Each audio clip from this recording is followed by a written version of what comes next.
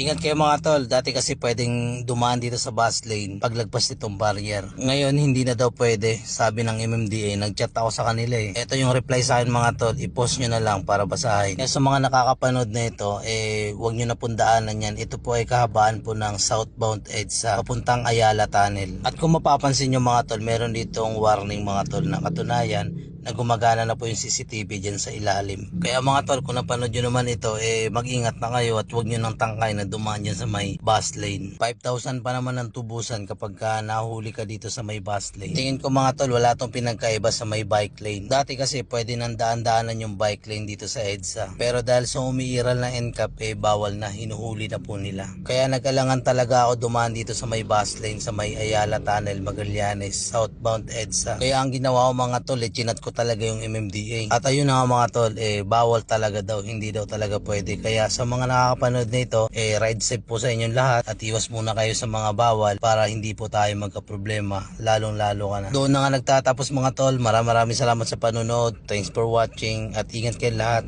ride safe.